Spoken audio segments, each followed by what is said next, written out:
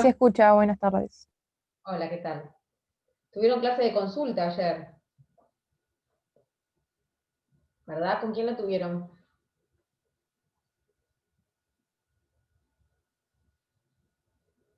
¿Estuvieron participando más o menos? ¿Pudieron acceder a la clase de consulta o eran muchos? Sí, profe, lo tuvimos con el titular. ¿Con quién? ¿Con el doctor Lustano? Lustano. Sí. Bien.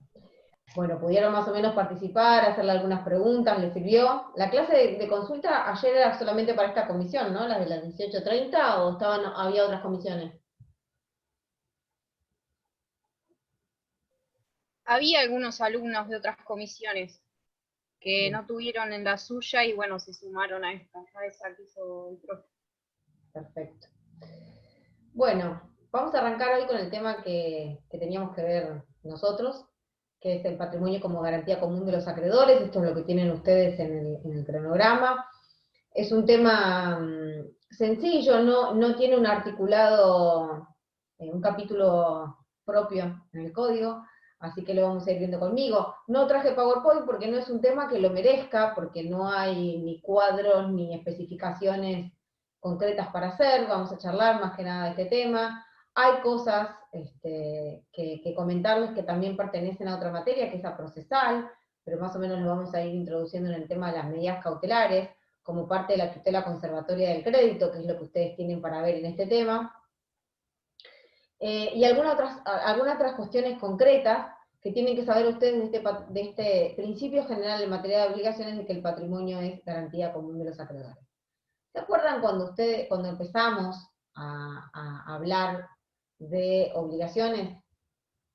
Que yo les decía que el derecho de las obligaciones, creo que esa clase la tuvieron conmigo, que el derecho de las obligaciones había evolucionado, desde tomar como garantía la persona del deudor a tomar como garantía el patrimonio del deudor. Es decir, había evolucionado desde una visión personalista del derecho de las obligaciones a una visión patrimonialista, y que eso se había extendido desde el derecho romano hasta nuestros días, hasta el Código de Vélez, e inclusive continúa en el Código Civil y Comercial en lo que tiene que ver con las garantías en favor de los acreedores para poder cobrar sus créditos. ¿Qué quiere decir esto entonces, que el patrimonio sea garantía común de los acreedores? Que el patrimonio es, en principio, todo el patrimonio del deudor, es en principio la garantía, como su nombre lo indica, que tienen los acreedores para poder cobrar sus créditos. Que en principio todos los bienes que integran el patrimonio del deudor, tanto presentes como futuros, pueden ser agredidos por el acreedor para poder cobrar su crédito. Y que en principio todos los acreedores concurren a la par. ¿Qué quiere decir esto? Que en principio todos los acreedores están en igualdad de condiciones al momento de poder cobrar sus créditos. No hay un acreedor preferente por sobre otro, a excepción hecha obviamente de si este acreedor tomó algunas medidas, que vamos a ver ahora que se pueden tomar, como para proteger de alguna forma el patrimonio del deudor para que no se insolvente, o para poder inmovilizar algún bien o bienes, o el patrimonio en general del deudor, para poder cobrar su crédito, o porque tiene algún privilegio o preferencia para cobrar con preferencia o con prelación a otros acreedores que le otorga la ley. Eso vamos a ver ahora, pero en principio, esas son las excepciones, pero en principio, todos los acreedores del deudor... Profe, perdón, pero se corta. ¿Cómo? Perdón, pero se corta. No sé si seré la única. ¿Se corta? No, está bien. ¿A Yo todos les escucho bien, profe. Sí. No, yo escucho bien. Si a todos les corta es un problema mío, si no, por ahí Agustina es un problema de... Debe ser Agustina porque escuchábamos bien. Bien. Ahí se fue Agus, o sea que debe estar solucionando algún problema de conexión de ella. Sí, Bueno. apagué la cámara, por las dudas. Disculpa que te molesté. Está bien, no hay problema, que te estuviera consumiendo velocidad la cámara. Bueno, les decía hace un rato que el patrimonio como garantía común de los acreedores es un principio que tiene, que creo que el cronograma les dice algo así, bueno, no se los dice, antes sí, algo como relativo a los alcances y En realidad son las bifurcaciones que tiene este principio de que el patrimonio es garantía común de los acreedores. Porque suele ser una pregunta de examen, ¿cuáles son los alcances del principio del patrimonio como garantía común de los acreedores? El primero es este que yo les decía. Todos los acreedores, en principio, salvo las excepciones establecidas por la ley, concurren a la par por sobre el patrimonio del deudor. Es decir, todos tienen los mismos derechos sobre el patrimonio del deudor sin ningún tipo de diferenciación. Salvo excepción hecha, como les decía hace un rato, de las medidas que vamos a ver más adelante. También quiere decir que, en principio también, todos los bienes del deudor, a excepción hecha de excepciones, valga la redundancia, que vamos a ver ahora, todos los bienes del deudor integran el patrimonio del deudor, tanto los presentes como los futuros. ¿Qué quiere decir esto? Que en cualquier momento los acreedores del deudor van a poder agredir en todo momento el patrimonio del deudor. No. Quiere decir que tanto los bienes presentes como los que se vayan incorporando al patrimonio del deudor van a ser o van a integrar la garantía para los acreedores. ¿Por qué? Porque mientras el deudor continúe renuente a cumplir con sus obligaciones, o esas obligaciones en cabeza del deudor continúen vigentes, es decir, continúen siendo exigibles, hasta tanto él no liquide el pago de esas obligaciones, sus bienes presentes y los bienes que vaya incorporando a su patrimonio van a seguir integrando la garantía común de los acreedores. Esto es lo que ustedes habrán escuchado y lo vamos a ver ahora, hablar muchas veces que en relación a la medida cautelar de la inhibición general de bienes. ¿Para qué se traba una inhibición general de bienes? Precisamente para tener relativamente controlado el patrimonio del deudor, de manera tal que si hoy en día no tiene otros bienes de los cuales pueda asirme para poder cobrar mi crédito como acreedor, voy a poder controlar que todos aquellos bienes que ingresan al patrimonio del deudor van a quedar afectados por esas deudas que todavía no han sido canceladas. Y, por contrapartida, no hay bienes que puedan egresar del patrimonio del deudor, es decir, el deudor no puede desprenderse de sus bienes sin primeramente cancelar las obligaciones que tenga pendientes de pago. Por lo tanto, todos los bienes presentes, en principio, y todos los bienes y futuros del deudor, integran la garantía común de los acreedores. Eso es la garantía común, que todos los bienes integran la garantía para los acreedores, que cualquier bien del deudor puede ser agredido por los acreedores, y por otra parte, que todos los acreedores concurren a la par por sobre el patrimonio del deudor. Esas son las dos acepciones, las dos significancias que tiene este principio de que el patrimonio es garantía común de los acreedores. ¿Cuáles son los conceptos del patrimonio? Antes el Código de Vélez no tenía un concepto, daba a entender de qué se trataba este principio de que el patrimonio es garantía común de los acreedores. Sin embargo, ustedes ahora lo tienen plasmado con mayor exactitud en el artículo 743 del Código Civil y Comercial, y algo también les habla el artículo 242. Yo les recomiendo que cuando estemos en clase tengan el código a mano, porque se los voy a ir nombrando todo el tiempo y los vamos a ir leyendo los artículos para que ustedes los vayan marcando y los vayan teniendo presente para estudiar el tema. El artículo 242, en esto es claro porque el título ya directamente los guía y les dice que se titula garantía común y les dice que todos los bienes del deudor están afectados al cumplimiento de sus obligaciones y constituyen la garantía común de sus acreedores, con excepción de aquellos que este código, leyes especiales, declaran inembargables o inejecutables, como les decía yo hace un rato, y por otra parte los patrimonios especiales autorizados por la ley solamente tienen por garantía los bienes que los integran, que después vamos a ver de qué se trata eso. Y por el otro lado, vamos a tener el artículo 743. El artículo 743 es un poquito más específico, porque fíjense que les va a hablar de los bienes que ya directamente integran la garantía, no solamente del principio de la garantía común, sino de cuáles son los bienes que integran la garantía. Les dice lo que yo les decía recién, que los bienes presentes y futuros del deudor constituyen la garantía común de sus acreedores. El acreedor puede exigir la venta judicial de los bienes del deudor, pero solo en la medida necesaria, obviamente, para satisfacer su crédito. Todos, por el otro lado, que es lo que yo les decía hace un rato, todos los acreedores pueden ejecutar estos bienes en posición igualitaria, excepto que exista una causa legal de preferencia. En 2 renglones las resume lo que estuvimos hablando hasta recién. Sí, el artículo 242 les habla del principio de la garantía común, y el 743 les dice cuáles son los alcances de ese principio, cuáles son los bienes que los integran, y cuáles son los acreedores que pueden agredir el patrimonio del deudor, es decir, todos los acreedores y en igualdad de condiciones, en principio. Bien. Limitaciones, bien. Esto que les dice acá del concepto de los alcances, de derechos del deudor y del acreedor, esto más o menos lo vieron cuando comenzaron a estudiar el derecho de las obligaciones, ¿bien? O sea, cuáles son los derechos del deudor y cuáles son los derechos del acreedor.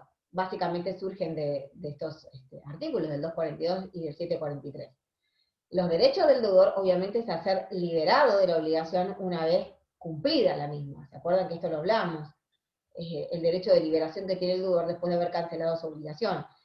Como contracara, como consecuencia, trae aparejado el derecho del acreedor, del deudor a exigir el recibo, detallado, con absolutamente todas las especificaciones de la obligación que haya cumplido, y solamente tiene la obligación de cumplir aquello a lo que sea obligado, es decir, mientras respete los principios de integridad e identidad del pago, es decir, que cumpla exactamente con aquello a lo que se obligó, y cuantitativamente con todo aquello a lo que se obligó, queda liberado de la obligación.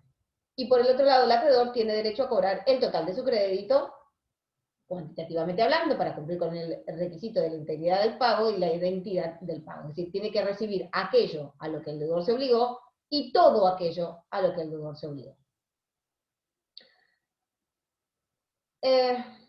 Esto tiene una contracara que son los derechos del acreedor. Yo me voy a ir más abajo en el cronograma, que les pide medidas cautelares más abajo, pero voy a empezar hablando precisamente de esto, porque tiene que ver con los derechos que tiene el acreedor de poder agredir el patrimonio del deudor, no solamente ejecutándolo con el mecanismo del artículo 730 del Código Civil, que ustedes ya habrán empezado a ver, que es la parte de ejecución forzada, sino que tiene derechos a tomar algunas medidas precautorias y conservatorias del patrimonio del deudor.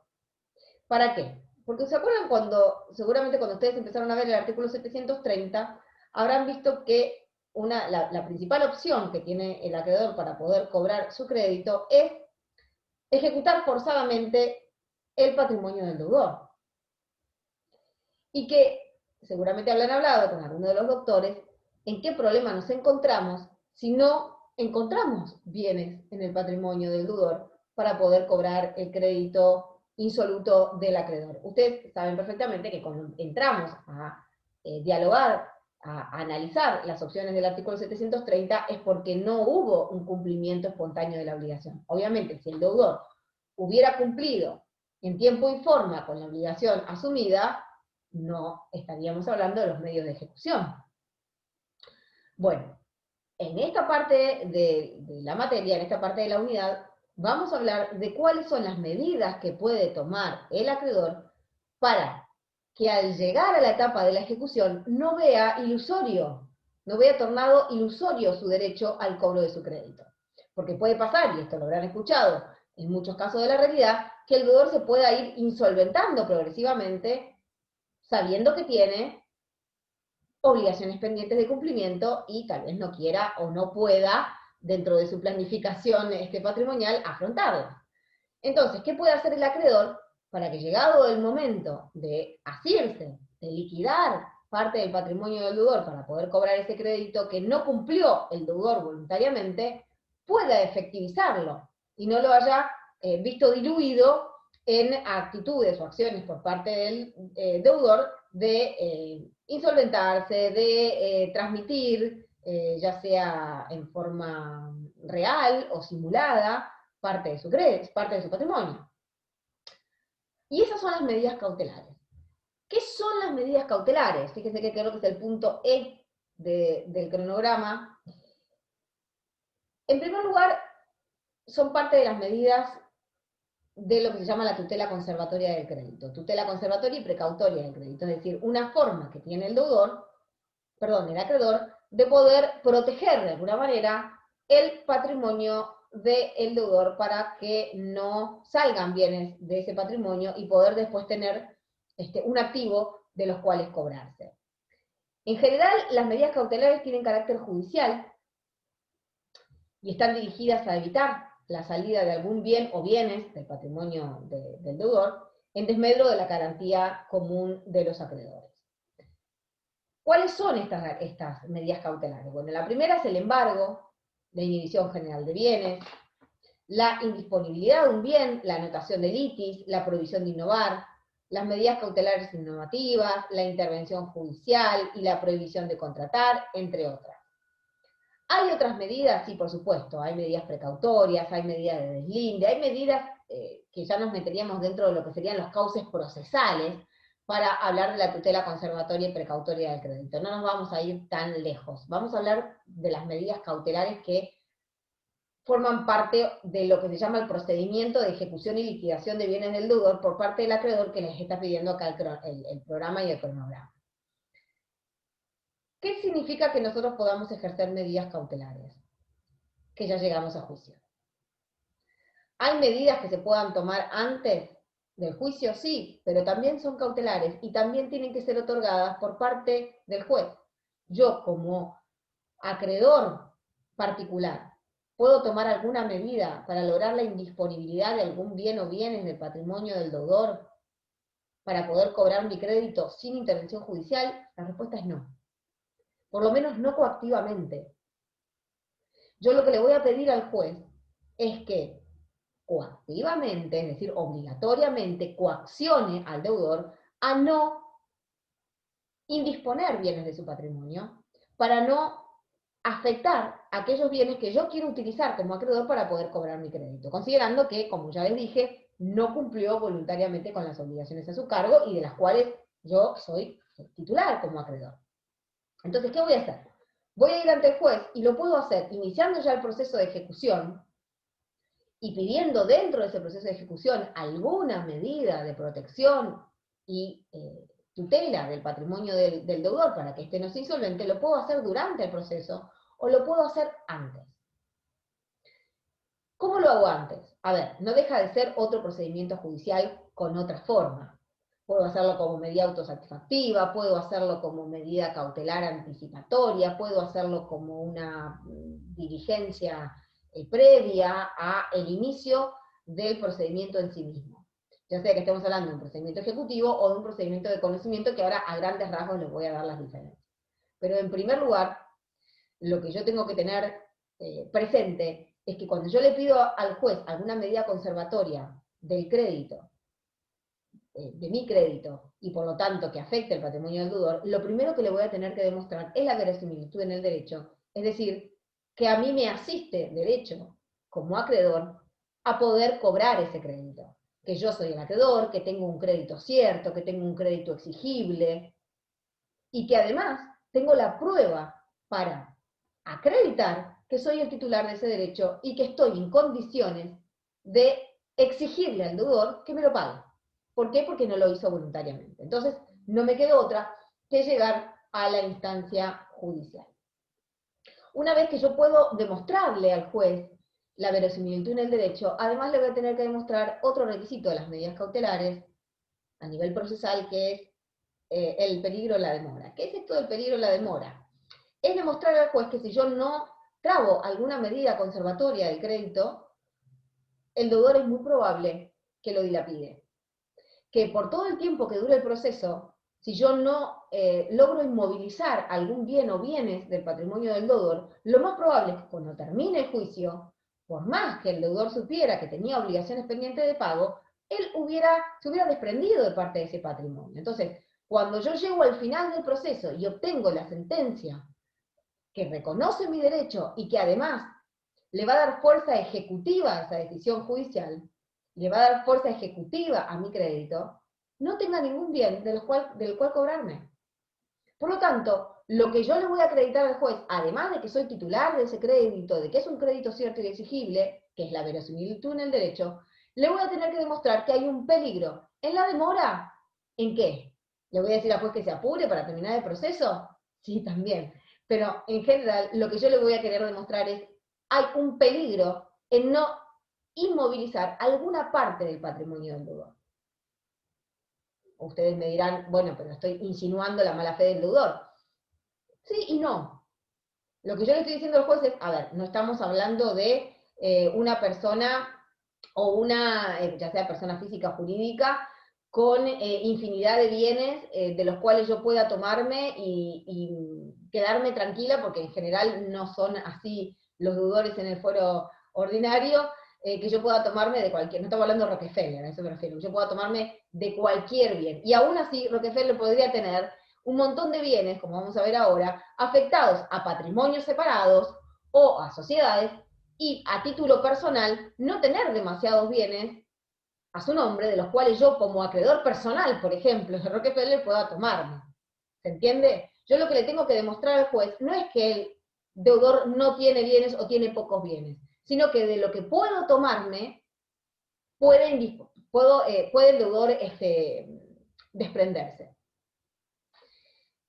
Lo cual es bastante imaginable. Entonces lo que yo puedo hacer es decirle al juez, bueno, tiene una casa, tiene un auto, le voy a pedir al juez que me embargue la casa, o que me embargue el auto, o le puedo decir al juez, señor juez, fíjese que tiene varios bienes, que tiene que tiene varias deudas este deudor, y que en general no tengo demasiado de qué tomarme. Entonces, si es una persona normal que tiene una cuenta, por ahí una cuenta bancaria con algún ahorro, un automotor, una casa con algunos bienes en su interior, puedo pedirle al juez que en tanto y en cuanto no afecte estos bienes inembargables que vamos a ver ahora, no afecte alguna de las limitaciones que establece la ley para poder inmovilizar parte de ese patrimonio, me habilite a congelar, sería de alguna manera, parte de ese patrimonio del deudor para que al final del proceso yo pueda cobrar mi crédito. Eso lo puedo hacer antes o durante el proceso judicial por medio del cual voy a ejecutar forzadamente el patrimonio del deudor. ¿Cómo se ejecuta ese patrimonio? En primer lugar voy a iniciar un procedimiento, depende de qué tipo de obligación se trate y de cómo yo tenga documentada esa obligación. Supongamos que yo tengo un título que por sí solo trae aparejada ejecución, como por ejemplo un pagaré, o como por ejemplo un cheque. Estos títulos, que ustedes los van a ver más adelante, en derecho cambiario, son títulos que se dice que traen por sí solo aparejado ejecución, porque en principio, excepción hecha de las precauciones que impone la Ley de Defensa del Consumidor, en principio, respecto de estos documentos, no se discute la causa. No es que le presentamos al juez un pagaré y le vamos a estar explicando cuándo lo firmamos, cómo lo firmamos, cuál es la causa por la que lo firmamos, cuáles son las obligaciones contraídas, vamos a traer testigos, vamos a traer peritos, informativa. No. El procedimiento que se utiliza generalmente para ejecutar estos documentos es el procedimiento ejecutivo, que es un procedimiento muy corto. ¿Por qué es corto? Y ahora vamos a ver que no es que sea corto, porque a veces se alonga también, sino que se ahorra una parte el ejecutante. Aquel que inicia el proceso se ahorra una parte del procedimiento y pasa directamente a la parte ejecutiva. Lo que va a hacer es presentar algunos de estos documentos ante el juez, mientras pueda acreditar que la firma es de quien dice ser, supongamos que en la mayoría de los casos tiene la firma reconocida o tiene la firma certificada, o en el caso de que no tenga la firma certificada, vamos a tener que llamar al reconocimiento de esa firma por parte del deudor, y una vez que tengo indubitada la identidad del deudor en esa firma, lo que voy a hacer es avanzar en el trámite de ejecución. Automáticamente, en un procedimiento ejecutivo, puedo, con el mandamiento de intimación de pago y embargo frustrado, es decir, es una especie de intimación ficticia que hace el oficial de justicia, va a la casa del deudor, como quien pregunta, ¿vas a pagar? No, no vas a pagar, bueno, se ordena llevar adelante la ejecución. A partir de ese momento puedo pedirle al juez las medidas cautelares, porque lo que yo ya tengo es la verosimilitud del derecho absolutamente acreditada desde el primer momento que presenté ese pagaré o ese cheque a ejecución, o le trae cambio a alguno de los otros instrumentos que por sí solo traen aparejados ejecución. Le voy a pedir las medidas cautelares, voy a avanzar directamente en el procedimiento de ejecución y liquidación. Una vez que tengo una medida cautelar trabada, que puede ser embargo, inhibición general de bienes, o anotación de litis, según de qué tipo de obligación esté hablando y cuál sea el derecho que yo quiero proteger. Generalmente lo que voy a tratar de hacer es trabar una medida cautelar sobre algún bien o bienes directos del patrimonio del deudor. Por ejemplo, sobre un automotor, una cuenta, como les decía yo hace un rato, una cuenta bancaria, un departamento. Bueno, si supongamos que tuve mucha buena suerte y que encontré algunos de estos bienes del deudor que no están hipotecados, que no tienen algún otro acreedor preferente, y de los cuales puedo asirme para poder cobrar mi crédito. Bueno, en ese caso, inmovilizo ese bien o bienes del deudor y sigo adelante con el procedimiento hasta tanto se ordena la liquidación. ¿Qué es liquidar? Liquidar es vender los bienes del deudor. Generalmente esto dentro de un procedimiento judicial se hace por vía de subasta judicial.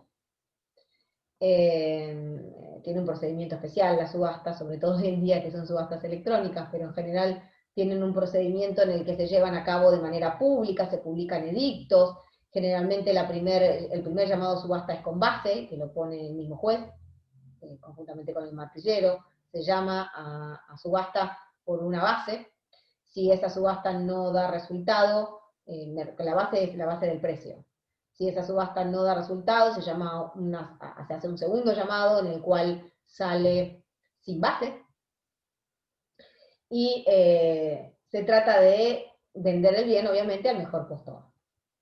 El producido de esa subasta va a ir a parar a una cuenta judicial, abierta a nombre del expediente, por orden del juez del juzgado de trámite, y a partir de ese momento tengo dinero líquido en la cuenta, con el que el juez va a aceptar por parte de las partes interesadas lo que se llama la liquidación. ¿Qué es esto, la liquidación? Es un detalle que se realiza de los gastos del proceso, de los honorarios del martillero, de los honorarios de los peritos, si los hubiere, de los honorarios de los abogados, y descontado todos esos gastos, lo restante es, o queda, para el acreedor para que pueda cobrar su crédito.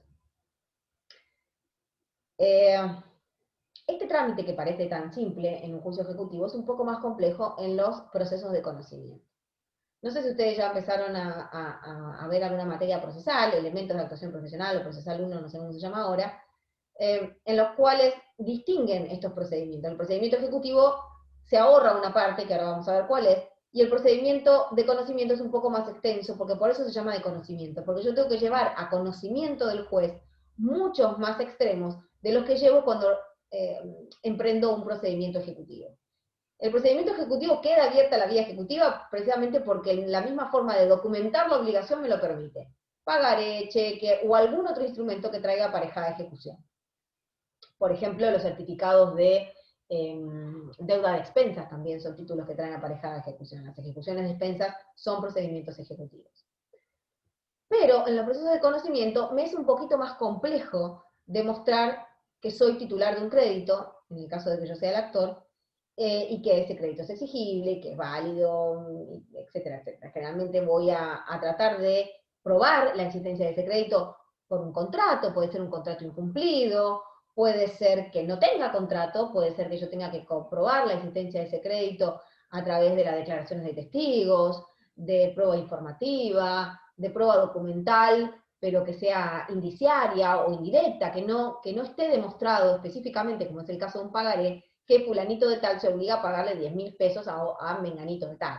Es una prueba un poco más indirecta. Entonces, tengo que llevar esto a un proceso de conocimiento. El proceso de conocimiento, perdón, es más amplio porque se produce una apertura a prueba que no tenemos en el caso del procedimiento ejecutivo, que lleva un periodo de tiempo. Esa apertura a prueba es el lapso en el cual vamos a tratar de demostrarle al juez, de convencerlo al juez, de que no solo soy titular de ese derecho, sino que tengo derecho al cobro, y que ya está expedito para ser cobrado, y ya es exigible. Entonces voy a presentar, como les dije hace un rato, toda la documental, los testigos, la informativa. La demanda ya de por sí tiene un procedimiento de notificación distinto para el deudor. No es el mandamiento de intimación de pago rápido que hace el oficial de justicia que va al domicilio del deudor y lo diligencia, y obviamente eso no da resultado, entonces automáticamente, prácticamente automáticamente, se da curso a la ejecución, sino que acá voy a tener que darle traslado al actor, digamos al demandado. El demandado va a contestar esa demanda, va a tener un lapso más largo para contestar la demanda de lo que tiene cuando le diligencian el mandamiento de intimación de pago y embargo.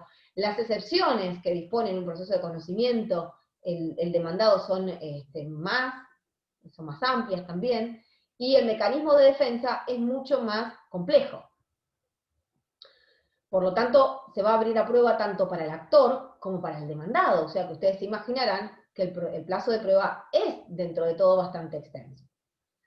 ¿Qué puedo hacer durante este tiempo? ¿Puedo trabar medidas cautelares también, por más que sea un proceso de conocimiento? Sí, puedo hacerlo antes también, y puedo hacerlo durante el proceso. No quiere decir que las cautelares son solamente para los procesos ejecutivos, por supuesto que no. Si yo tengo prueba a mi disposición, en las que le puedo demostrar al juez la verosimilitud en el derecho y el peligro en la demora, puedo trabar cautelares tanto en un proceso de conocimiento como en un proceso ejecutivo, antes y durante el proceso. Obviamente después no. Salvo que sean, ya sean cautelares que ya tengan otra finalidad ejecutiva y no precautoria, que eso también lo vamos a ver ahora, que son finalidades distintas a las medidas cautelares. Si yo la medida cautelar de embargo, inhibición, o cual otra sea, la promuevo antes del proceso, o durante, o conjuntamente con el inicio de la demanda, ya sea ejecutiva o de conocimiento, lo que le estoy diciendo al juez es que estoy tratando de tomar una tutela conservatoria del crédito, es decir, es una medida precautoria que le hace honor a su nombre de medida cautelar, cautela el patrimonio del deudor. Si ese embargo posteriormente se convierte en ejecutorio, ya tiene la finalidad de ejecutar un bien, de inmovilizarlo para ser ejecutado y no para proteger el patrimonio. ¿Cuál sería la diferencia? Si yo cuando inicio el procedimiento de ejecución o el proceso de conocimiento planteo una medida cautelar de embargo, el embargo es aquella medida cautelar en las cuales inmovilizo un bien, o dos o tres, son bienes individuales del deudor. Yo puedo embargar más de un bien, sí, si el juez me lo habilita, y si el monto del proceso, es decir, el monto de mi crédito, se corresponde con el valor del bien embargado, el juez me va a autorizar a embargar ese bien, o dos, o los que sean necesarios, hasta poder cubrir el monto de mi crédito. Habrán escuchado muchas veces hablar de los mandamientos de embargo, que el oficial de justicia se da cada vez menos, ¿no? Pero el oficial de justicia ingresa en el domicilio del demandado y embarga bienes suficientes hasta cubrir el monto del crédito reclamado, es decir, el televisor que está de más, bienes de lujo, recreo del deudor que no sean indispensables para el deudor y su familia, o de lo contrario, esto es en el caso de el embargo clásico, el mandamiento de embargo clásico, si yo no tengo bienes registrables del deudor de los cuales asirme. Bien, puede pasar que yo haga una investigación registral y descubra que tiene registrado bienes a su nombre, en cuyo caso el embargo se realiza de otra manera. Yo denuncio esos bienes al juez y le solicito un oficio para ser diligenciado ante el registro de la propiedad inmueble, en el caso de que sea un inmueble, donde yo le voy a comunicar que ese bien, que ese departamento, que esa casa, que ese inmueble de cualquier naturaleza, queda inmovilizado, queda embargado. De manera tal que el registro de la propiedad inmueble le va a dar publicidad a ese embargo. ¿Qué quiere decir que le va a dar publicidad con eso? Lo hace oponible erga omnes, de manera tal que a partir de ese momento ese bien no puede ser vendido, no puede ser, ya deja de ser disponible para el deudor, queda inmovilizado. Lo mismo sucede con un automotor, si lo quiero embargar, o trabarle o constituirle alguna garantía real, como por ejemplo una prenda, tengo que inscribirla en el registro al que corresponde ese automotor. Y a partir de ese momento ese bien queda inmovilizado a favor del acreedor que inscribió esa medida cautelar. Esto con relación a los bienes registrales. Pero cuando no hay bienes registrales, que no tengo nada, la otra que me queda es o embargar una cuenta bancaria si la encuentro, a nombre del deudor y si la encuentro fondos, o de lo contrario, este típico caso del mandamiento de intimación de pago y embargo que se realiza dentro del patrimonio, del domicilio del deudor, en donde se intenta conseguir, va a evaluar el mismo oficial de justicia cuáles son los bienes que son disponibles para embargo, y se intenta inmovilizar la cantidad suficiente como para cubrir el crédito. A partir de ese momento, el deudor queda constituido como depositario de esos bienes. Ustedes me dirán, bueno, pues si eso no se inscribe en ningún lado, ¿cómo hago para saber que le embargué, no sé, el segundo televisor, que le embargué una cámara fotográfica de gran valor, que le embargué bienes electrónicos de gran envergadura? Bueno, todo eso se anota, ¿no? Lo anota el oficial de justicia, y a partir de ese momento el deudor queda constituido como depositario, de manera tal que esos bienes no pueden ser vendidos, y si le llegara a suceder algo, él responde con su patrimonio también por esos bienes, o sea, tendrá que ofrecer otro bien a embargo o pagar el equivalente. ¿Por qué son medidas precautorias? Porque, como les dije recién, tienden a tutelar el patrimonio del deudor para que no se insolvente. Porque si bien es verdad que no lo va a poder vender durante todo el proceso, esto no quiere decir que sean exactamente esos bienes lo que yo voy a liquidar. Puede pasar que el deudor diga, no, mira, si me embargás el auto, me matás porque yo el auto lo utilizo para trabajar, o porque en realidad el auto lo estaba por vender para cambiarlo por otro más caro. Yo te propongo que sustituir esta medida cautelar por otra. Yo te propongo sustraer de la garantía común para este acreedor este bien, y te propongo este otro bien a embargo o en depósito o lo que sea. ¿Se puede hacer eso? Sí, se puede hacer, se puede sustituir la medida cautelar, y a partir de ese momento va a quedar trabada sobre otro bien distinto, y va a continuar el proceso con esos bienes inmovilizados. Llegado el caso que, finalizado el proceso, ya sea de conocimiento o de ejecución, no haya acuerdo y el deudor tampoco haya pagado durante el proceso, no haya cancelado la deuda, sino que el procedimiento siguió adelante, si la sentencia que dicta el juez es condenatoria, de manera tal que le da la razón al acreedor y reconoce la creencia del acreedor, la ejecutividad de ese crédito, la verosimilitud, a partir de ese momento puede pasar lo mismo, que el bien o bienes que yo tuviera embargado los convierto en ejecutorio, es decir, el embargo preventivo va a pasar a convertirse en ejecutorio. ¿Por qué? Porque ya no tiene como finalidad tutelar el crédito, el patrimonio del deudor, sino que tiene por fin ejecutarlo. Es decir, que va a pasar a ser un embargo ejecutorio. Es lo que voy a tener que liquidar, vender en pública subasta. Lo mismo, esto es indistinto, es decir, se trata de un procedimiento de conocimiento o de un procedimiento de ejecución. Se llega al mismo punto. El procedimiento de ejecución y liquidación es igual. Esto que les explicaba hace un rato, se sale la subasta por edictos, se publica por edictos, sale el primer llamado con base, el segundo sin base, y lo lleva a cabo un martillero de la lista oficial de tribunales, ¿verdad? Un martillero oficial.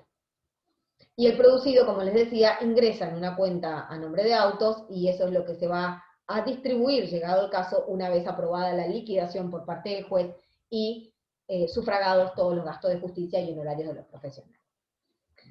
Bien. Esto con relación al embargo, el ejemplo que yo les di, digamos, el procedimiento que les estoy describiendo es casi ideal, ¿verdad? La mayoría de las veces no tengo tanta suerte, no me encuentro con tantos bienes para embargar, con bienes individuales o con cuentas bancarias, sino que me tengo que ser bastante creativo con las medidas cautelares para poder a veces proteger el patrimonio del deudor para que no siga insolventándose. Y otras veces para molestarlo un poco, ¿no? Que le resulte molesto tener esta deuda pendiente y intente cancelar ese crédito o llegar a un acuerdo. Por ejemplo, la inhibición general de bienes.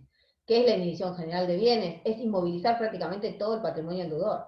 Es decir, él va a poder adquirir bienes, sí va a poder adquirir bienes. Lo que no va a poder hacer es desprenderse de bienes.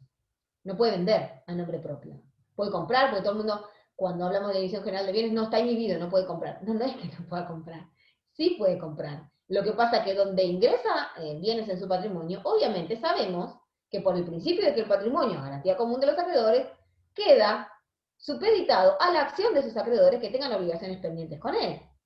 Entonces, claramente el deudor inhibido no quiere adquirir bienes a su nombre propio. Lo que no puede hacer una persona inhibida es vender. No puede desprenderse, no puede realizar actos de disposición. ¿Qué puede hacer un deudor inhibido con su patrimonio? Puede administrarlo, puede ejercer actos de administración, como alquilar sus departamentos, como rentarlos, como hacerlos producir de cualquier manera, pero no puede disponer, es decir, no puede desprenderse, transmitir ese patrimonio. ¿Por qué? Porque primero, antes de transmitir ese patrimonio, va a tener que saldar las deudas pendientes. ¿Hay otras medidas cautelares? Sí, son un poco más complejas por ahí para ustedes de entender, pero hay una que es muy usual, que es la anotación de litis cuando no tengo otra cosa, que es esto que yo les decía, no solamente acá no tengo forma de inmovilizar el patrimonio del deudor con la anotación de litis, pero es una manera de darle publicidad a un litigio, de manera tal que nadie pueda, se suele utilizar en los casos de, por ejemplo, el juicio de usucapión, cuando yo, por ejemplo, ejercí la posesión sobre un bien inmueble durante tanta cantidad de años, que para la ley, Anabela me pregunta, ¿embargar el sueldo también se hace? Sí, claro, cuando hablo de cuentas bancarias también me refiero a haberes, que ahora vamos a ver que hay una parte de eso que es indisponible, que no se puede embargar. Pero sí, en principio sí, las cuentas de sueldo también son pasibles de embargo. Bueno, les hablaba recién de la anotación de litis, esto de que son comunes en los juicios de escrituración, en los juicios de prescripción, porque lo que yo hago es también algo parecido a la inscripción registral que hago con el embargo, lo que hago es avisarle al registro de la propiedad que ese bien tiene un litigio pendiente, de manera tal que no se pueda contratar sobre ese bien argumentando buena fe, digamos, o sea, ya se le da publicidad a ese litigio, es decir, se le da publicidad a ese bien sujeto a un proceso judicial, de manera tal que no se pueda contratar sobre ese bien y después argumentar buena fe como que yo no sabía que ese inmueble o ese bien registrable de cualquier naturaleza tenía un procedimiento judicial pendiente. Bien, después hay otras medidas precautorias de carácter innovativo, por ejemplo, cuando yo quiero movilizar una situación de donde está, o de no innovar, es decir, lo que yo le pido al juez es que le ordene al deudor no innovar una determinada situación de hecho, para que no cambie, ya sea su situación patrimonial o personal en relación a determinadas circunstancias que pudieran generar que se insolvente. Bueno, la intervención judicial, prohibición de contratar. La intervención judicial es, bueno, cuando se nombra un interventor, que por ejemplo lo habrán escuchado nombrar varias veces, interviene la caja, por ejemplo, de algunos comercios. Generalmente son profesionales, son contadores, son administradores, que lo que hacen es contabilizar, intervenir los ingresos, la rentabilidad de ese comercio, y si el juez así lo ordena, determinado porcentaje de ese producido va a ir a parar a una cuenta de auto, va a ser embargado o demás. Pero si no, la intervención judicial tiene como fin tomar conocimiento y intervenir la caja generalmente de determinados comercios. Bueno, estas son todas medidas cautelares que se pueden tomar, como les dije recién, como medidas precautorias, o en el último de los casos, cuando ya se llega a la parte ejecutiva, se les puede dar carácter ejecutorio de manera tal que van a tener por fin ya no tutelar el patrimonio para que no se insolvente el deudor, sino ejecutar. Pueden tener las dos finalidades. Acá el cronograma les dice ejecución individual y liquidación en procesos universales y especiales. ¿Por qué? Porque la ejecución individual y la ejecución colectiva son distintas, y ahora lo vamos a ver. Primero, antes de pasar a los tipos de ejecución, me gustaría que nos detengamos en un tema que es muy importante para esta unidad, que son los bienes inembargables, las limitaciones, se llaman, al principio de que el patrimonio es garantía común de los acreedores.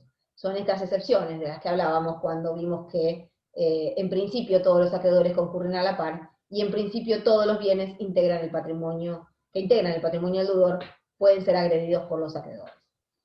¿Por qué decíamos en principio? ¿Porque hay bienes excluidos de la prenda común? Sí. Están previstos en el artículo 744 del Código Civil. Y en general, si ustedes lo leen, tiene varios incisos, se van a dar cuenta que tiene por fin proteger todo aquello que sea indispensable para la vida, para la vida básica, digamos, del deudor y su familia, y que tiene por fin a veces proteger algunos bienes que hasta por cuestiones culturales o morales la ley no aprueba que integren la garantía común de todos los acreedores. El artículo 744 les dice: quedan excluidos de la garantía prevista en el artículo 743, que es el que estudiamos hace un ratito, las ropas y muebles, obviamente, de uso indispensable del deudor, de su cónyuge, conviviente y de sus hijos, los instrumentos necesarios para el ejercicio personal de la profesión, arte u oficio del deudor, que es una manera de proteger cuáles son las herramientas de trabajo del deudor. Supongamos que este hombre tiene un taller mecánico, no se pueden embargar aquellas herramientas que utiliza para desempeñar su labor. Los sepulcros afectados a su destino, excepto que se reclame su precio de venta, construcción o reparación. Esto me parece que estamos todos de acuerdo con esto, ¿no? Los sepulcros, que son lo que tiene que ver con nichos, parcelas destinadas a albergar fallecidos, cadáveres, no puedan ser embargados ni afectados por los acreedores. Salvo, dice, por su precio de venta, construcción o reparación, que es cuando la misma empresa que te lo vendió, la misma empresa a la que vos le pagaste en nicho, parcela o lo que sea dentro de un cementerio privado, por ejemplo, tenga un crédito con quien lo compró, lo hizo construir o lo hizo reparar. Los bienes afectados a cualquier religión reconocida por el Estado, esto por cuestiones morales y culturales, los derechos de usufructo, uso y habitación, así como las servidumbres prediales, que solo pueden ejecutarse en los términos de los artículos 21-44, que son artículos que se refieren a cuestiones muy particulares de los derechos reales, del ejercicio de los derechos reales. Pero en principio, el derecho de usufructo, uso y habitación, que generalmente habrán escuchado hablar muchas veces de aquellas personas que donan, por ejemplo, un inmueble y se reservan el derecho de usufructo y uso de habitación. Por ejemplo, alguno de los padres de ustedes puede hacer una donación de la casa donde viven, pero se reservan el derecho de uso, usufructo y habitación. Es decir, hasta mientras estén vivos, van a vivir ellos y van a usufructuar ellos esa casa, y el día que ellos no estén, la donación se hará efectiva y pasará a manos de los donatarios. Pero ese tipo de derechos son inembargables, o sea, no son agredibles por los acreedores.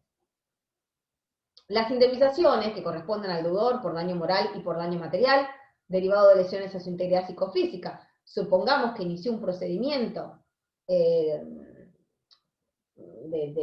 daños y perjuicios tendiente a cobrar un crédito, una obligación de valor pendiente porque había tenido un accidente de tránsito, por ejemplo, y había reclamado daño moral y daño material por lesiones, porque además del accidente y los daños materiales del automotor, sufrió lesiones que le trajeron alguna especie de incapacidad resultante. Bueno, las indemnizaciones que reciban en tal concepto no son embargables.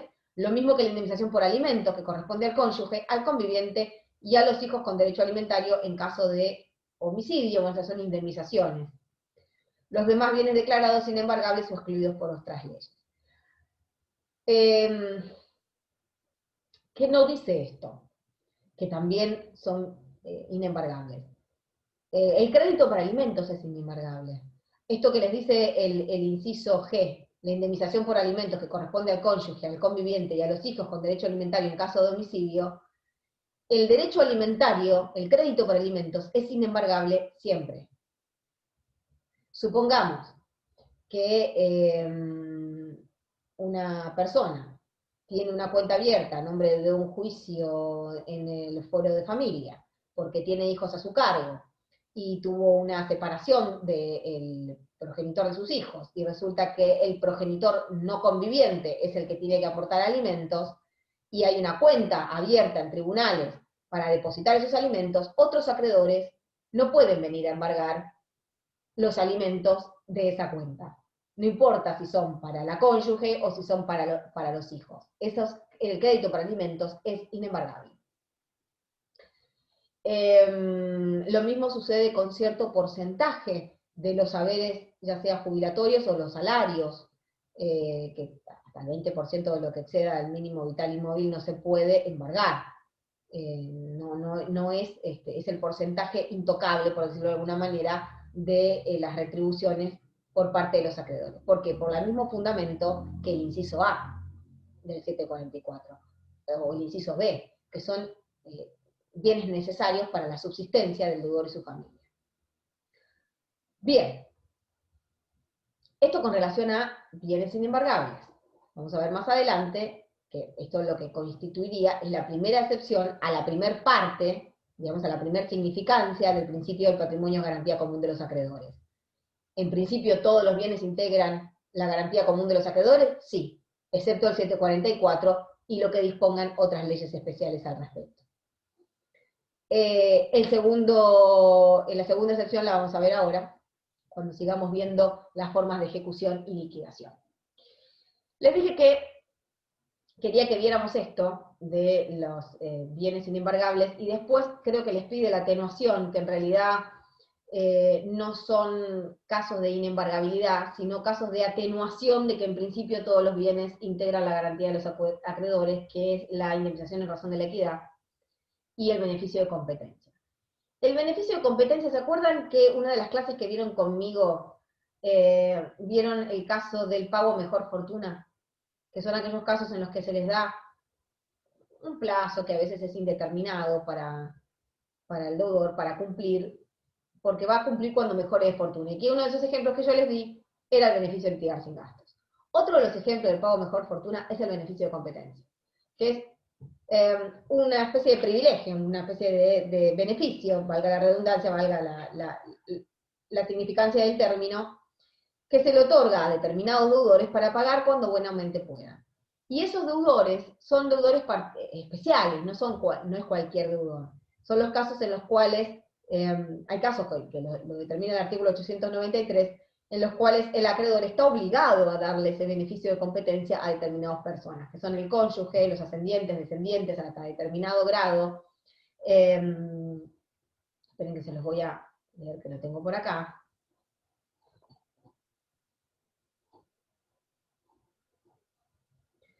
Que está basada generalmente en cuestiones y en principios de parentalidad.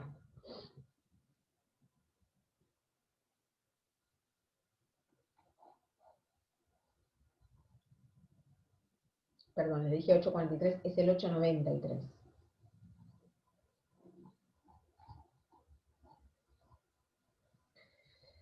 Personas incluidas. El acreedor debe conceder el beneficio de competencia a sus ascendientes, descendientes y colaterales hasta el segundo grado, si no han incurrido en alguna causal de indignidad, a su cónyuge conviviente, al donante en cuanto a hacerle cumplir la donación.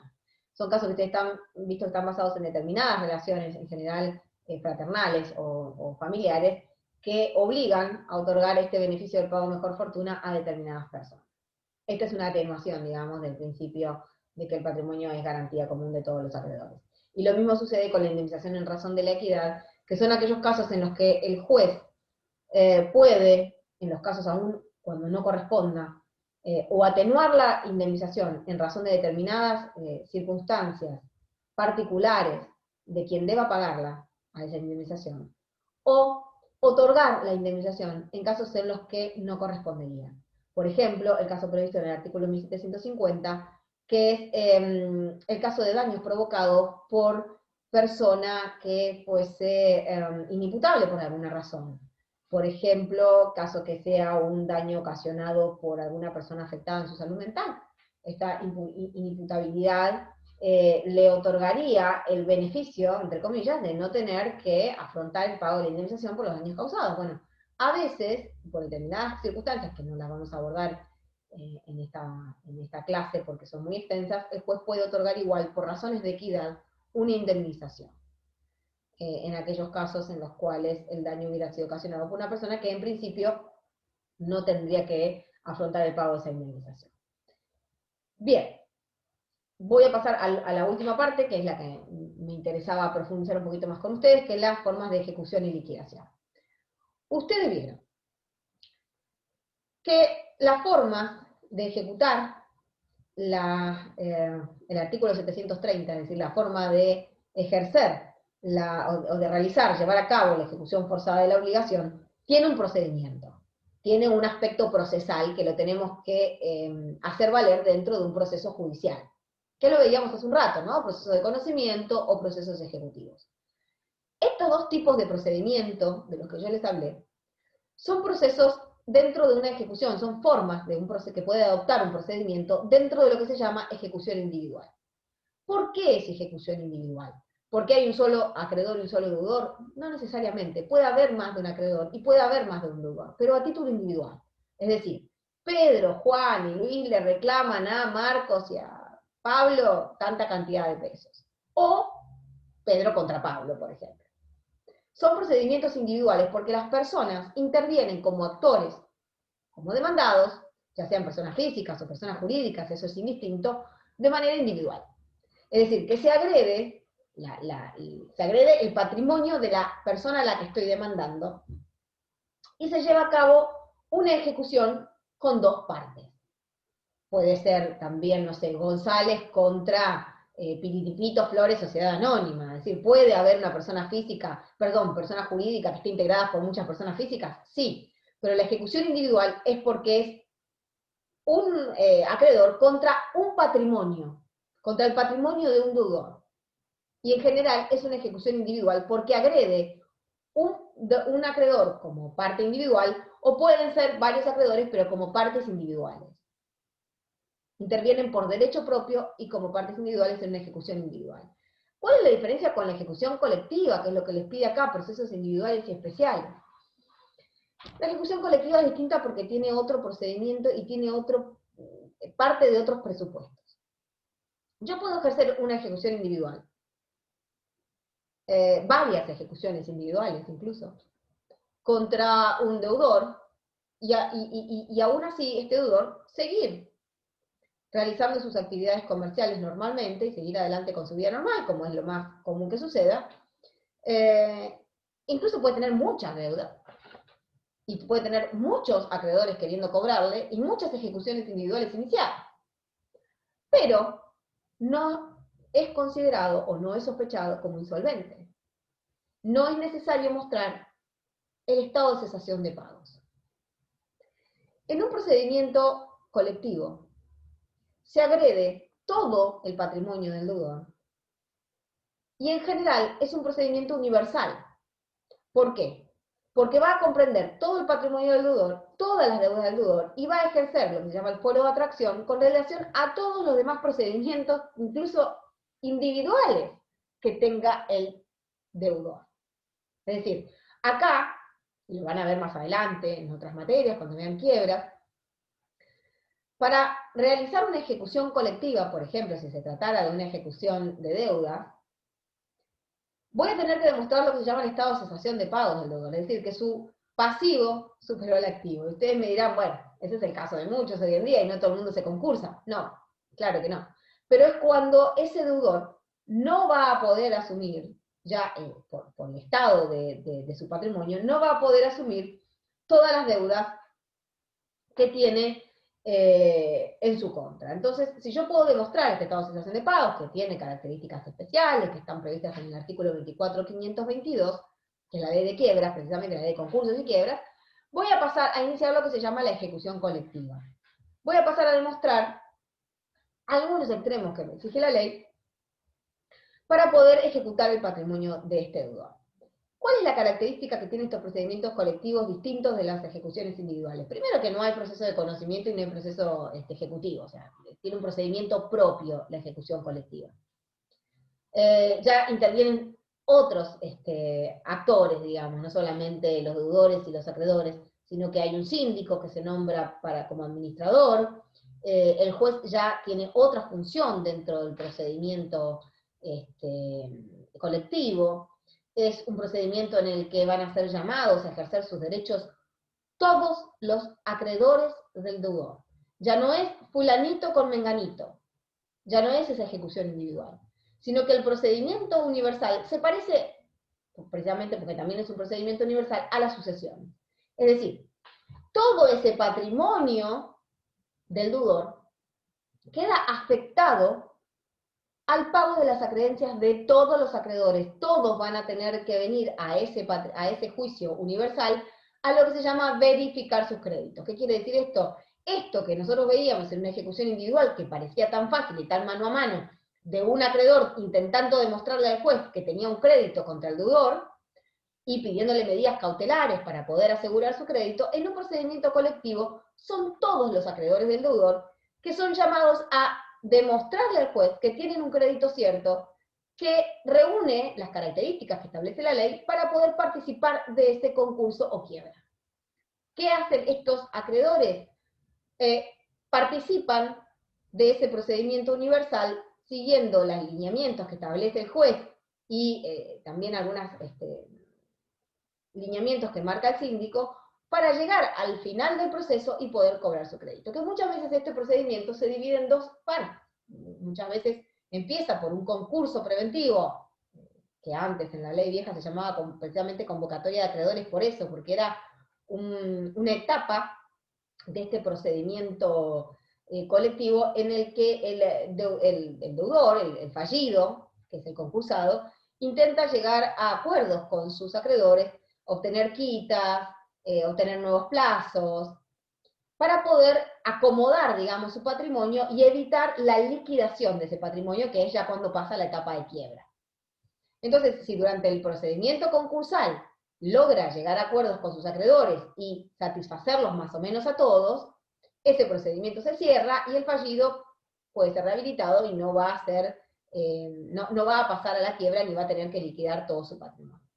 Si no logra durante el procedimiento concursal ponerse de acuerdo con los acreedores y satisfacer los créditos de la mayoría, se pasa a lo que se llama la etapa de la quiebra, que muchas veces arranca directamente por allí, por un pedido de quiebra, y es un procedimiento que ya tiene por fin liquidar el patrimonio del deudor, de manera tal que todo el patrimonio del deudor, no solamente el bien embargado, como hablábamos hoy movilizado, va a formar parte de ese procedimiento en el que se va a subastar, sino que todo el patrimonio del deudor va a ser subastado, va a ser liquidado.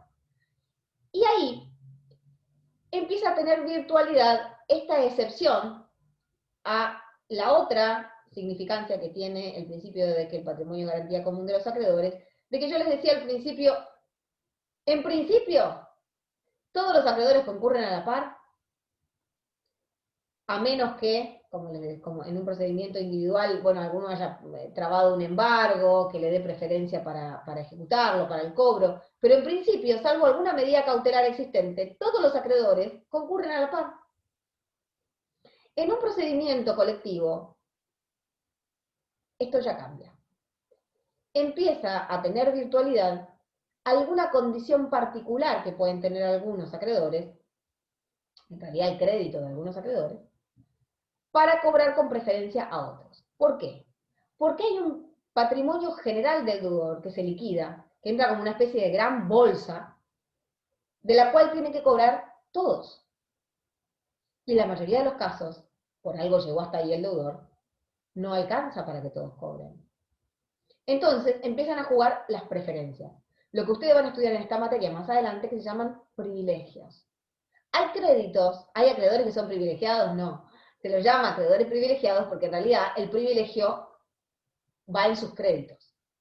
Por ejemplo, un acreedor hipotecario es un acreedor privilegiado porque tiene un privilegio encima especial, lo van a ver más adelante, se llama especial porque recae sobre un bien en sí mismo y se ejerce sobre el bien en sí mismo, es decir, que al momento de que ese inmueble hipotecado se venda, el primero que va a cobrar, por más que sea un procedimiento colectivo y que vaya todo para la misma bolsa, el primero que va a cobrar del producido de ese bien es el acreedor hipotecario.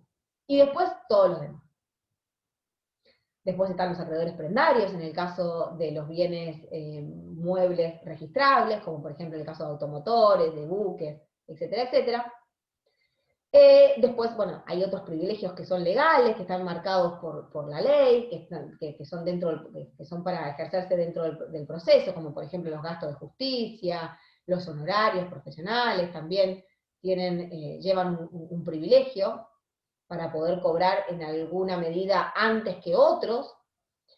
Y después están los acreedores quirografarios, que son los acreedores comunes, que son aquellos que no tienen ningún privilegio ni preferencia para cobrar con relación a otros, a los cuales les deseamos mucha suerte dentro de un procedimiento ejecutivo de estas características, dentro de un procedimiento colectivo, que van a cobrar después de que cobren todos los privilegiados, después de que se hayan saneado y que se hayan sufragado todos los gastos del proceso, con lo que quede, digamos, con el saldo, se le va a pagar, se va a prorratear lo que quede de esa bolsa que les hablaba yo hace un rato de la liquidación en un procedimiento de quiebra, se va a prorratear entre los quirografarios el producido de la liquidación, es decir, lo que quede del producido de la liquidación. La liquidación es más o menos igual, también se publican edictos, se subastan determinados bienes, se subasta, en realidad, en un procedimiento de quiebra, salvo excepciones que están previstas en la misma ley, se subastan todos los bienes del lugar. Por lo menos todos los que están afectados a ese patrimonio que se puede tocar. Bien. Y de ahí van a tener que cobrar todos sus acreedores. Por eso se llama procedimiento universal, porque entra todo el patrimonio del deudor y concurren a ese procedimiento para poder cobrar todos sus acreedores. Todos los acreedores van a ir a participar dentro de un procedimiento general, que es el de concurso y quiebra, el de esta ejecución colectiva. Cada uno de los créditos de los acreedores van a tener que ser verificados, es decir, presentados a aprobación por parte del síndico y del juez, y a partir de ese momento sigue adelante un procedimiento que es bastante más complejo que una ejecución individual. Por eso es que quería llegar hasta acá, darles la diferencia. ¿Qué quiere decir esto? ¿Que les vamos a preguntar cómo es el procedimiento de quiebra, o el procedimiento de un concurso o quiebras, o cómo se lleva adelante un procedimiento de ejecución colectiva? No. Tienen que tener más o menos idea de estos lineamientos que yo les di, leer más o menos lo que les dice la ley, tener en cuenta que existen privilegios, que lo van a estudiar más adelante en esta materia, que se ejercen ¿cuándo? Dentro de los casos de ejecución colectiva.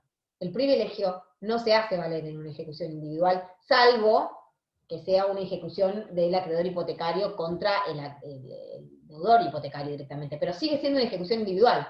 Supongamos que el Banco Provincia, que tiene hipotecada mi casa, porque no pague más el crédito, me lo ejecuta. Bueno, ese es el acreedor hipotecario que inicia una ejecución contra el deudor hipotecario, pero sigue siendo una ejecución individual. No se va a ejecutar todo mi patrimonio, ni tampoco va a formar parte de un procedimiento colectivo.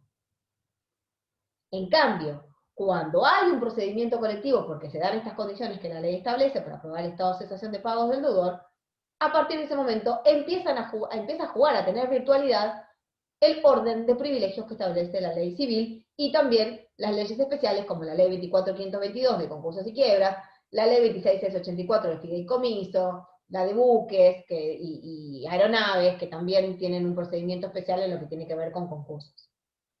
Que no nos vamos a meter en ese tema. Ustedes tienen que saber que hay procedimientos especiales y que hay leyes especiales que están por fuera del Código Civil y Comercial en relación a determinada actividad, como por ejemplo la navegación, como por ejemplo la aeronáutica, y obviamente la ley de concursos y quiebras, que sí camina, digamos, de la mano con el Código Civil en el caso de las ejecuciones colectivas.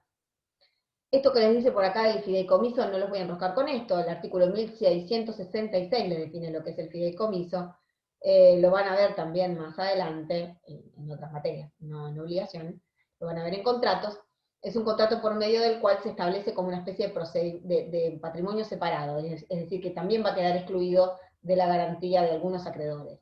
¿Por qué? Porque es un patrimonio especial que se forma entre un fiduciante, que es aquel que va a transmitir en propiedad a otro, a un fiduciario, determinados bienes o determinada cantidad de dinero. ¿Para qué? Para que lo administre, para que ejerza esa propiedad en beneficio de otro, que se llama beneficiario, por una determinada cantidad de tiempo, hasta determinado momento en que va a poner al beneficiario en posesión y le va a transmitir al beneficiario la propiedad de esos bienes. Lo habrán escuchado hablar un montón de veces que hay padres que incluso ponen bienes como parte de un fideicomiso para el día que sus hijos sean mayores y demás. No los voy a enroscar con este tema, es un procedimiento separado, esos bienes que integran el fideicomiso, es un procedimiento separado tanto para fiduciante, fiduciario y beneficiario. Bien, creo que agotamos todos los temas, porque estoy mirando el cronograma. quedo abierta en principio a preguntas de ustedes, dudas que le hayan quedado, algo que no hayan entendido, que me quieran preguntar. Acá alguien me pregunta, profe, ¿qué artículo es la forma de ejecución? No, no hay un artículo que diga que hay una forma de ejecución individual y colectiva. Eso se lo estoy diciendo yo.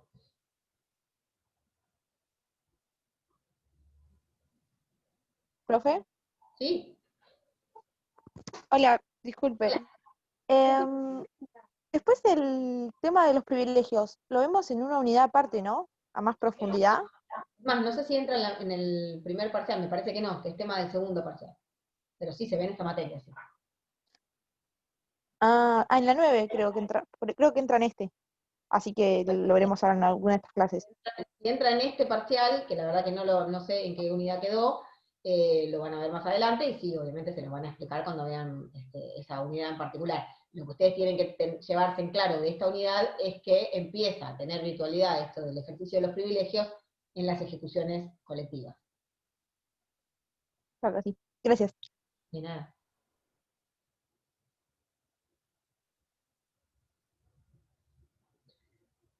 Sí, Valentina, te escucho.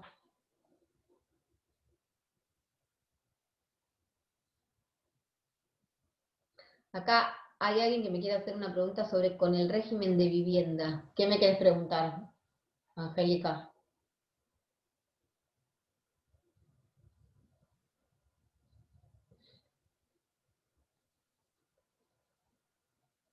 No te entiendo porque me lo pasa. ¿Te podés desmutear y preguntármelo? Porque en el medio tenés otros compañeros escribiendo y no te sigo el hilo.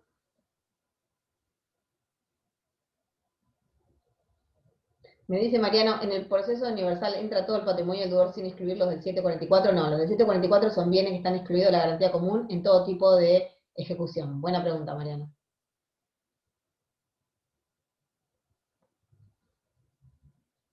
Angélica, sigo sin entender qué me querés Sí, decir. profe, o sea, yo entendí que en el régimen de vivienda se afecta un bien como para que no se lo embarguen, o sea, un inmueble. Vos hablas, está muy Yo, bien, vos hablas del bien de familia. claro, dice que podés afectar un inmueble como para que no te lo embarguen, pero yo pensé que por ahí lo hacía de mala fe el deudor, entonces, ¿puede No, hacer algo el acreedor?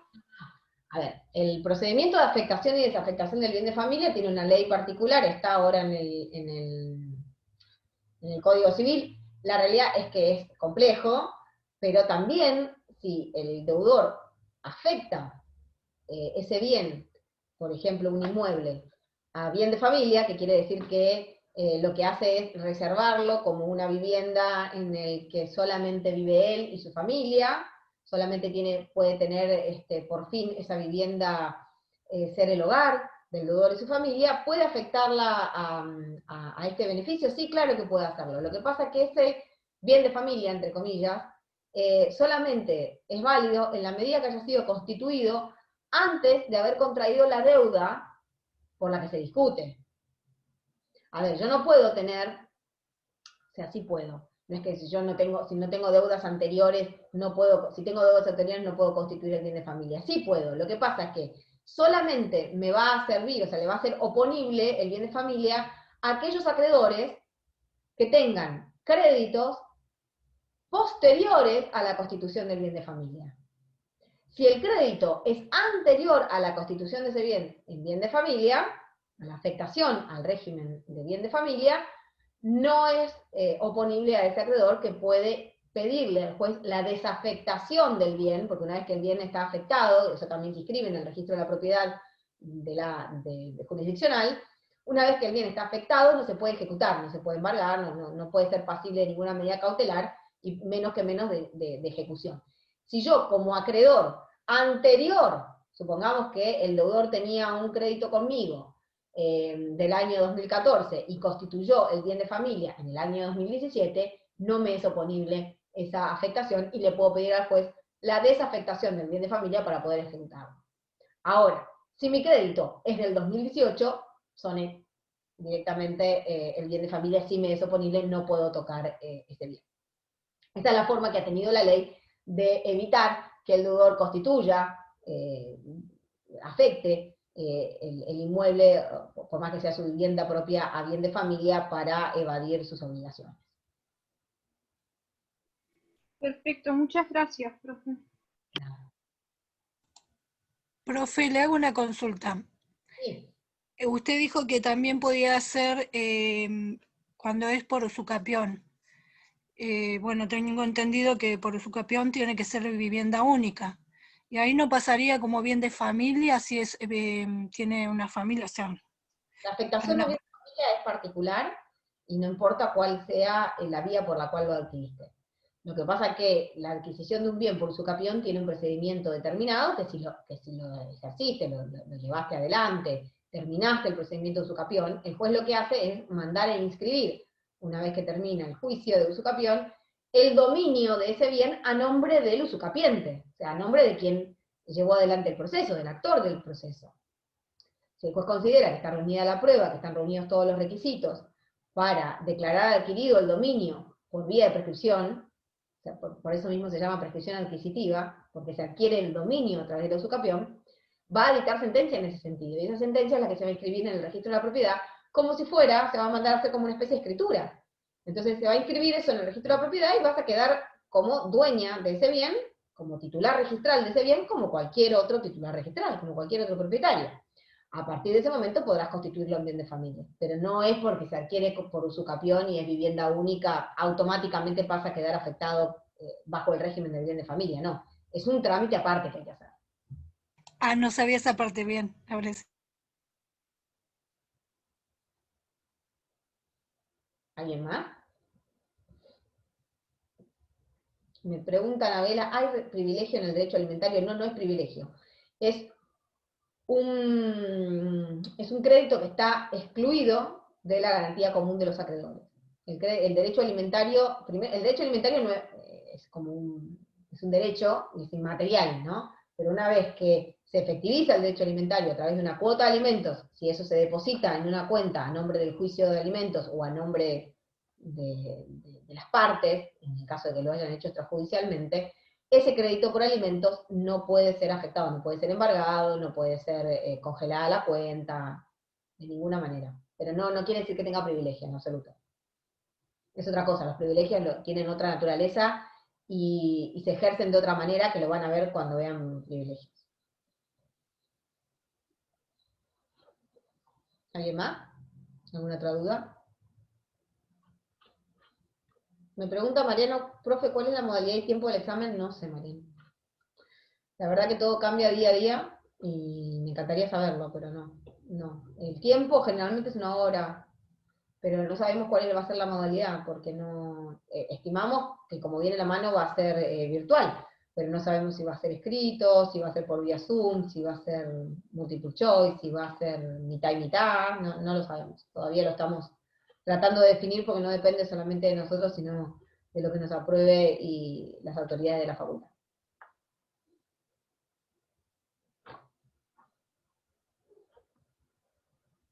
¿Alguna otra duda?